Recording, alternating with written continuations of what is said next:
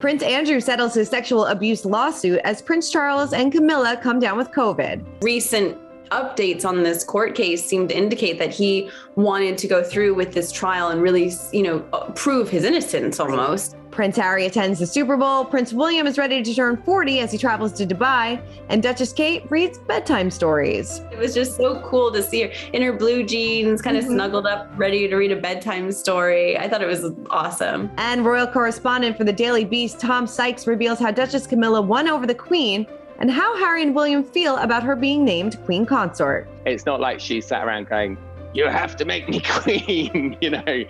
She's like, she just had the incredibly bad luck of falling in love with the prince. We've got that plus so much more on today's Royally Us. Hello to our fellow royal lovers and welcome to Royally Us. I'm Christina, that's Christine. Welcome to another week of big royal news. Hi, Christine, how are you?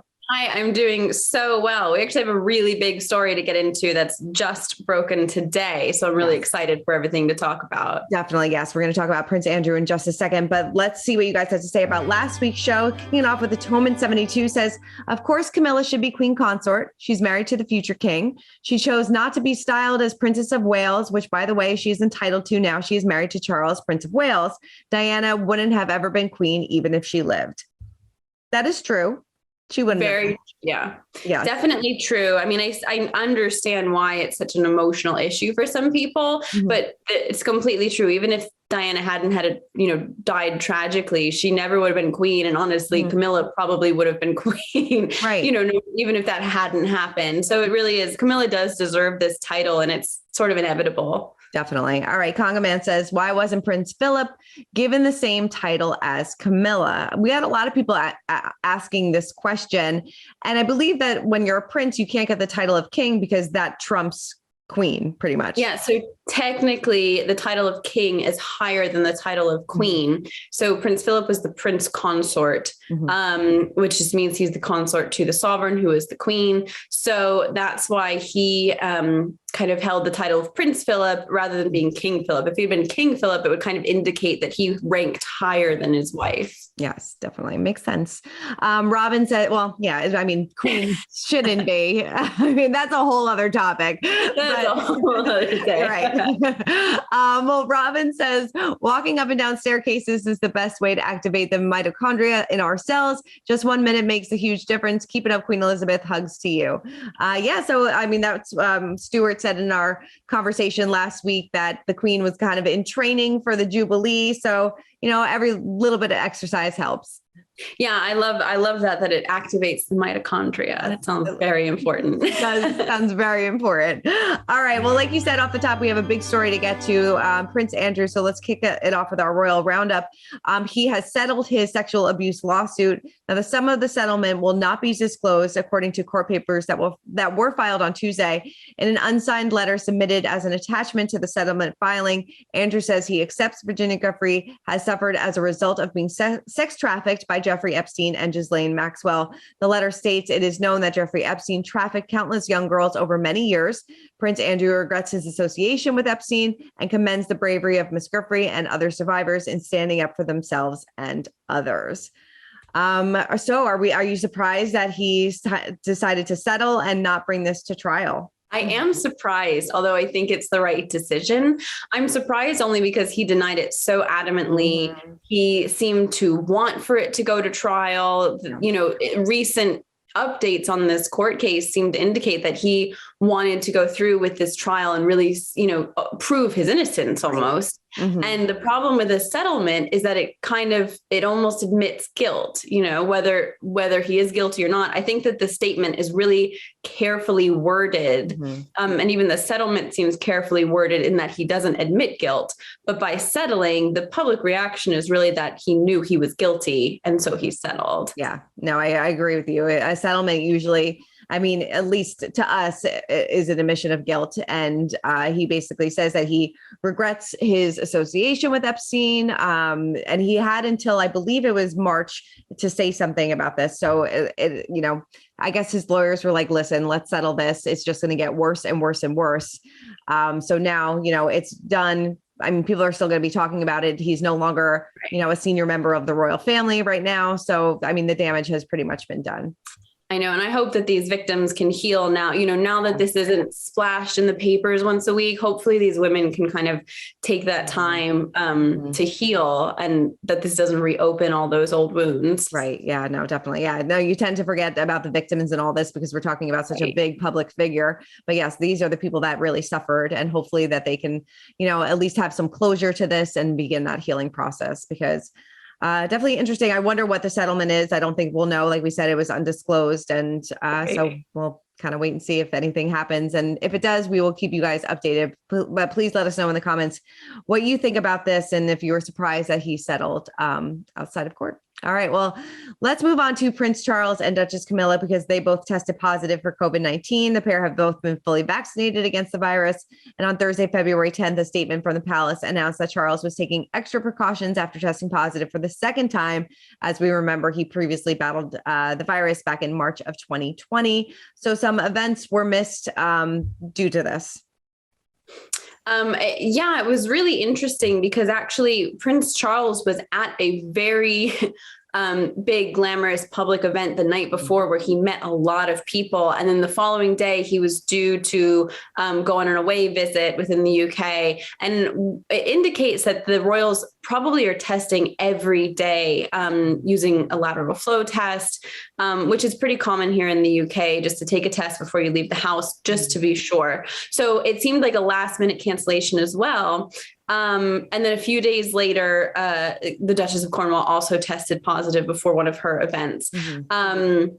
So it's interesting to see that the royal family is still really being diligent about this.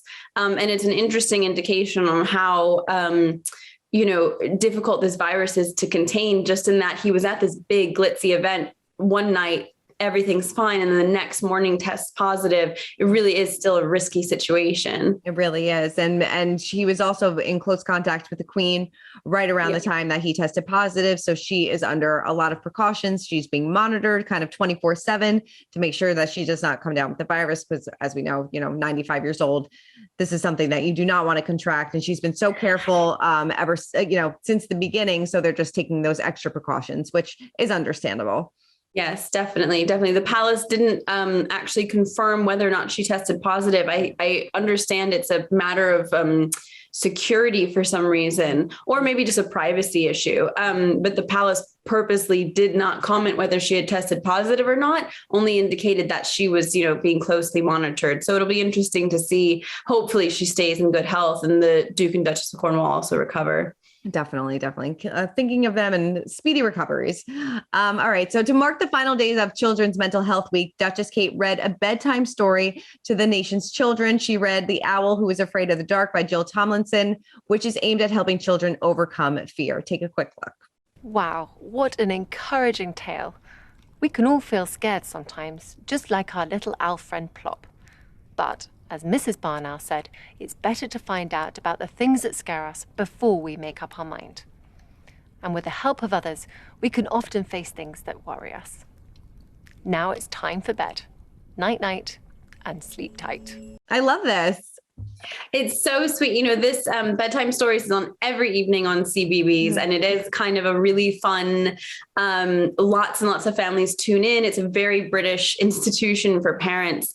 And I think it was so wonderful for her to do this as part of Children's Mental Health Week. It really shined a spotlight on the week, on the issues, on, children's mental well-being, which she's so passionate about. But it was also just so down to earth, wasn't it? It was just so cool to see her in her blue jeans, kind of snuggled up, ready to read a bedtime story. I thought it was awesome. Yeah, kind of gave us a glimpse into what bedtime might look like at her home. Maybe a little bit more calm. I would imagine bedtime at my house is so chaotic. So right. I think a lot of us have, more chaotic bedtimes. And I can't, Kate has 3 kids, so they must just be running around like crazy. And the Queen sort of approved of this with the official Instagram account for the Queen, liked the photo, liked the video. Not sure if the Queen was double tapping herself, but we did get an approval. And, Kate does so much for children's mental health. This is a big cause that she is behind. So this is just something to kind of cap off that week. Yeah, you can really tell which projects and events are really important to a member of the royal family when it's promoted across all of the accounts. So you saw the Duke and Duchess of Cambridge promoting it on Instagram and Twitter, but also the royal family account. I even want to say Clarence House posted something about it. So you could tell that this was really, really important to the work that Kate's doing. And that's kind of a nice indicator that everybody's on board, working together. Definitely. Yeah. She's doing some great work. And she also this past week visited PACS, which is Parents and Communities Together in Southwark, where she met volunteers and attendees from the center's weekly Mom Space group, which provides support for local parents. And I love how she had to, during the visit, she said that she wished she had a support group like this when her kids were younger. And I had to think, I'm like, oh my God, Kate, just like us. Right. I can't imagine, she really wasn't in a position where you could just go to your local mom's group, and I'm sure as a new mother in her role, it must have been twice as hard to figure out how to find her footing. But yeah, she visited, she's really, part of her work with children's mental health and well-being is really getting parents support, because without that support, the parents then can't support the children. So she does a lot of work promoting these moms groups or resources for parents. I think it's so important. And especially that she kind of says, I could have used this. That might have, a young mother saying, oh, well, maybe it's okay for me to find this group, or maybe I should go check that out. So it's just so impactful for her to say those things. Yeah, it really is. I mean, it makes you think, she's in royal, she's in this life of privilege, probably has all the help that she needs around her. But sometimes you just need to talk to a fellow mom who's going through the same thing. Exactly. You just need another mom there to understand where you're coming from. Exactly. All right. Well, Prince William wrapped up his first official trip to Dubai. The Duke of Cambridge shared a series of photos on social media from his trip, and he captioned it, "Thank you for a wonderful day from visiting the Jubail Mangroves and Jebel Alaport to seeing our Earthshot finalists and celebrating the UK National Day. It was great to spend time celebrating sustainability, collaboration, and innovation." And the post also captioned, "And also to see this police car," which I'm sure Prince George really enjoyed. I thought that was so funny. I really can't tell, was he just being a really cool dad, or was there some, like the little boy inside of him was really into this police car? I'm sure a little bit of both. My son is the same age as Louis, and all of a sudden police cars and fire trucks are the most exciting things in the world. So I have a feeling that, there was some, he was sending that photo to some little ones at home. Definitely. I'm sure he was. But yeah, it looked like a great trip. He got a lot accomplished. A big, he's talking a lot about climate change and the environment. Of course, he met up with some Earthshot finalists, and this is a cause that is near and dear to him as well. Yeah, it's interesting. They go on these trips really to strengthen, foreign relations and relationships with these countries, but also to bring a spotlight to the projects like the Earthshot Awards to a different audience, to, open it up to a new demographic of people. So it was a really, really interesting trip. Yeah, it definitely was. Pictures looked beautiful. That's definitely a place that I want to go to. Seemed like a lot. Yeah, yes, definitely. All right. Well, while William was in Dubai, Prince Harry made a surprise appearance at the 2022 Super Bowl in Los Angeles with his cousin, Princess Eugenie. I mean, I think we were pretty surprised to see Harry at the big game. I was really surprised too. I have to say the NFL has kind of a big following in the UK. I mean, obviously not as big as UK's football or rugby, but even my husband, who's British, is a big football fan, American football fan. So I loved that. I think Harry's kind of a secret. I bet he's getting into it. There's a big game day spread at their house in Montecito. I'm sure. Yeah, right. I loved seeing Eugenie with Harry, really kind of showing that he's still in touch with his family, that he still has these close relationships with his cousins. And it was of all the people that you saw photos of at the Super Bowl, that was not one I was expecting. No, definitely not. No, I loved it. Like you said, it was nice to see that he was with his cousin and still has that close relationship. And we've heard that they've had a close relationship for quite some time. So it was nice that they were able to come over and visit them in Los Angeles. Harry also posed with Mickey Guyton, who sang the national anthem. She was very excited about it. She posed next to him in her tracksuit and had a little stars in her eyes, I think, when she saw him. So that was pretty cool. She said she curtsied, which I just think so cute. cute. I love it. And I think it is, at least as far as we know, that Eugenie is the first royal family member to visit Harry in Los Angeles. Yes, definitely. As far as we've seen, or, as far as we've been informed, really, she's the first one to go over there and spend some time with them. And I'm sure it was nice to get out of the cold and rainy England for a little bit. Definitely, definitely. We have some more on her a little bit later on, but now it is time to spill some royal tea. And then there's been a lot of talk of the future of the monarchy ever since Queen Elizabeth celebrated 70 years on the throne. But now there are some reports out there, we love our gossip, that Prince Charles, when he becomes king, Harry and Meghan will not be front and center on Coronation Day. What do we think about this? Do you think that that is true? Do you think because of protocol now they shouldn't be on the balcony? Of course, that famous balcony shot. I think it's more about, I don't know that it's going to be about family rifts as much as it's going to be about the future of the monarchy. Right. So normally, there is no precedent here because there really hasn't been a situation in so long where there's been an heir and an heir and an heir, where it goes on quite that long. I think just because of that historical moment where you have Charles, William, and George, we'll probably see them front and center and their families front and center. I do imagine that Charles will want a larger family group shot of just, the existing royal family, of, his brothers and if his uncles are still alive, just his nieces, probably not Prince Andrew, but I do think that Harry would be a part of that, and Meghan maybe as well if she wanted to be. And I only say that because, that's such a public forum for her. And we know that she's maybe hesitant to travel or to put herself in that situation again, where the British press can speak about her in that way.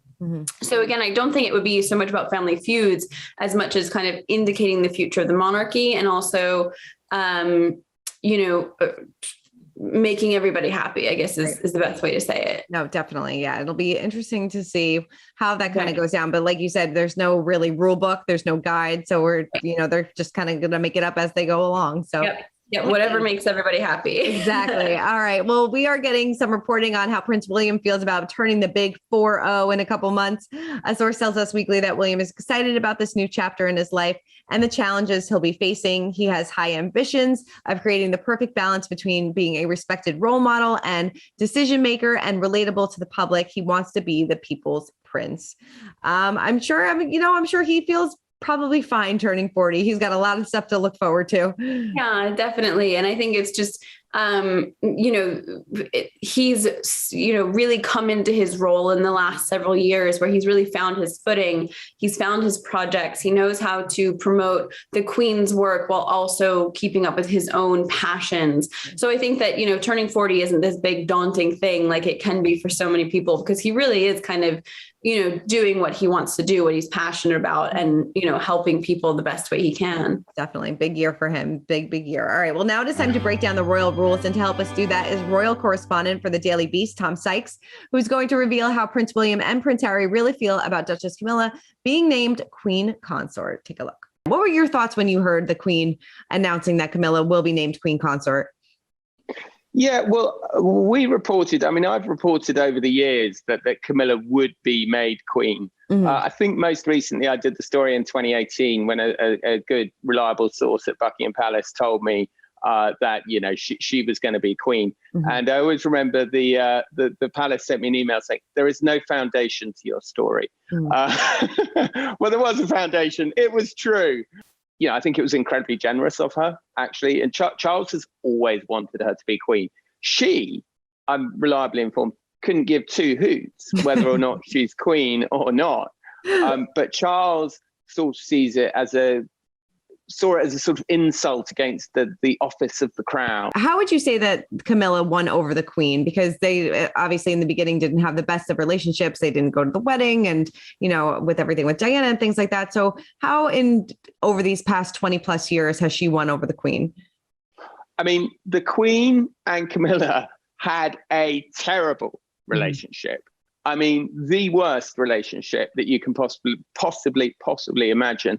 To the extent that the Queen, would refer to her as that woman and, refused to be in the same room as her. I think that how she won over the Queen was just by being really, the complete opposite of Meghan, for example. So whereas Meghan was, very assertive and wanted her voice heard and wanted to put her, be an activist, I think Camilla was very, very happy to wait extremely quietly outside the door, until the door was opened for her and not make a fuss. I mean, basically, it's kind of it's kind of feudal, really, the way that Camilla kind of behaved. But that's what the British royal family is. It's a feudal military structure, and you have to follow, who's the boss and who's in command. And Camilla did it really well. You mentioned before that she probably doesn't give a hoot that she was named Queen Consort. Why do you say that? I just know that from people who know her, that it's never been a obsession of hers in the way this is Charles's obsession. Okay. It's not like she sat around going, you have to make me queen.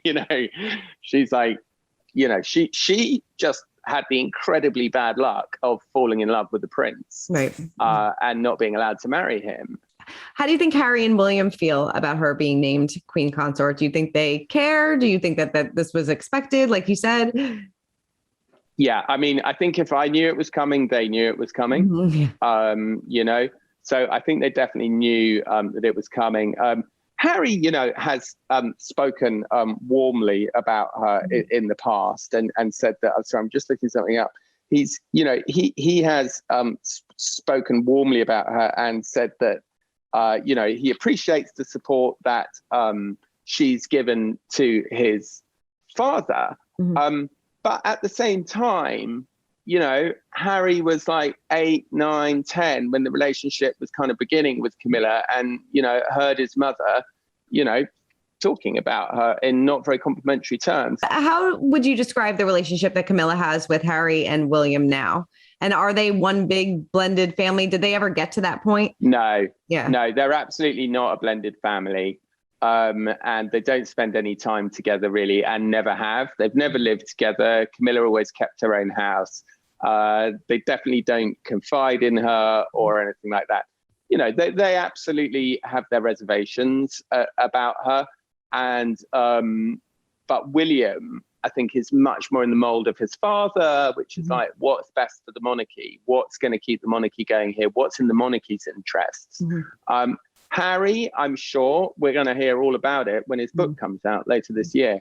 And I think that he might really go for Camilla, because I think that if you really think about what a publisher is going to pay $20 million for, it's the inside account of the breakdown of that relationship of, Diana and Charles. It's the inside view of that.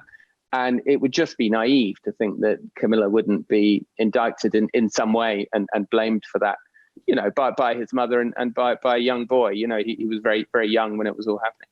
Definitely an interesting conversation. And I love how he said that, Duchess Camilla really didn't care whether or not she was named Queen Consort or not. She's just, happy to be invited to the party, pretty much. I think so. I don't know that she gets caught up in the drama as often as some people think that she does. I agree that I think she's just happy to be there. Yeah, definitely. All right. Well, before we wrap up, let's check in on our royal kids. And before this Super Bowl, Princess Eugenie celebrated her son August's first birthday. She wrote on Instagram, "Happy first birthday to our little hero, Augie. You are such a special soul that brightens every room with your smile and wave. You have made us so very proud. We love you." How is this kid 1 year old already? Like, I feel like we just we're talking about his birth announcement. Yes, I think so. It really makes me worry about my baby who's turning 1 soon. It just flies by. Yes. I'm sure Eugenie and her husband Jack are feeling that as well. Mm-hmm. But I love that they have shared little snaps of his first year on social media. We actually kind of had a good glimpse of, things that he's done. So it's really been sweet for her to share that. Definitely. And it seems like she may have celebrated the birthday in Los Angeles. Yeah, they posted that picture of these bright pink, I think they were azaleas, these bright pink flowers. And I can tell you those are not blooming in the UK right now. Yes, I love She it. might be enjoying a sunny holiday in LA. Definitely. Yeah, and I'm sure that the cousins all got together, so I'm sure that was a lot of fun for with all the everybody. kids. Yeah, that would be. Yeah, I'm sure they're having a really nice time. Definitely. Well, Christine, thank you so much for running down all things royals with me as always. Yeah, thank you. This was a really busy week. It was. I know we say that everywhere. It's not going to be that busy next week, and they always prove us wrong. Always. Well, thank you guys all for tuning in as always, and keep commenting, keep subscribing, and Christine and I will see you next week.